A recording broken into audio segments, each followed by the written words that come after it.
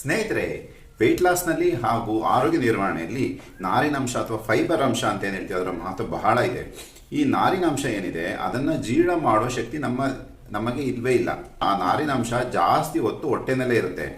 ಜಾಸ್ತಿ ಹೊತ್ತು ಹೊಟ್ಟೆಯಲ್ಲಿ ಇರೋದ್ರಿಂದ ಜಾಸ್ತಿ ಹೊತ್ತು ಹೊಟ್ಟೆ ತುಂಬಿದ ಅನುಭವ ಆಗುತ್ತೆ. ಹಾಗೆ ನೀವು ಪದೇ ಪದೇ ತಿನ್ನೋದನ್ನು ಕಡಿಮೆ ಮಾಡ್ತೀರಾ. ಹಾಗೂ ಅದು ನೀರು ಇನ್ನು ಜಾಸ್ತಿ ಹೀರ್ಕೊಂಡು ಹೊಟ್ಟೆನ ಬೇಗ ತುಂಬಿಸುತ್ತೆ.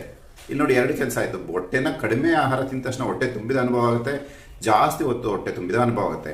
ಹಾಗಾಗಿ ನೀವು ಕಡಿಮೆ ತಿಂತೀರಾ ಹಾಗೂ ಜಾಸ್ತಿ ಹೊತ್ತು ಊಟ ಬೇಕನ್ಸೋದಿಲ್ಲ. ಹಾಗಾಗಿ ವೆಯ್ಟ್ ಲಾಸ್ ಆಗ್ತಾ ಬರುತ್ತೆ. ಮತ್ತು ಇನ್ನೊಂದು ಬಹಳ ಮುಖ್ಯವಾದದ್ದು ಏನಂದ್ರೆ, ನಮ್ಮ ಈ ನಾರಿನಾಂಶ ಹೆಚ್ಚಾಗಿರೋದ್ರಿಂದ ಹೆಲ್ತಿ ಬ್ಯಾಕ್ಟೀರಿಯಾಗಳು ಚೆನ್ನಾಗಿ ಡೆವಲಪ್ ಆಗುತ್ತೆ. ಹೆಲ್ತಿ ಬ್ಯಾಕ್ಟೀರಿಯಾಗಳ ಸಂಖ್ಯೆ ಹೆಚ್ಚಾಗೋದ್ರಿಂದ ರೋಗ ನಿರೋಧಕ ಶಕ್ತಿ ಜಾಸ್ತಿ ಆಗುತ್ತೆ, ನಮ್ಮ ಜೀರ್ಣ ಶಕ್ತಿ ಚೆನ್ನಾಗಿ ವೃದ್ಧಿ ಆಗುತ್ತೆ. ಇನ್ನೂ ಒಂದು ಇಂಪಾರ್ಟೆಂಟ್ ಏನಂದ್ರೆ, ನಮ್ಮ ದೊಡ್ಡ ಕರಳಿನಲ್ಲಿ ನಾರಿನಾಂಶ ಜಾಸ್ತಿ ಸಿಗೋದ್ರಿಂದ ನಮ್ಮ ಫುಡ್ ಏನು ಮೋಷನ್ ಕ್ಲಿಯರ್ ಆಗಬೇಕಾಗಿದೆ ಸರಾಗವಾಗಿ ನಡೆಯುತ್ತೆ.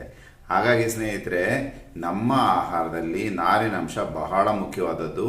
ಸೊಪ್ಪುಗಳು, ತರಕಾರಿಗಳು ಪ್ರತಿ ಮೀಲಲ್ಲೂ ನೀವು ಜಾಸ್ತಿ ಪ್ರಮಾಣದಲ್ಲಿ ತಗೊಳ್ಳಿ.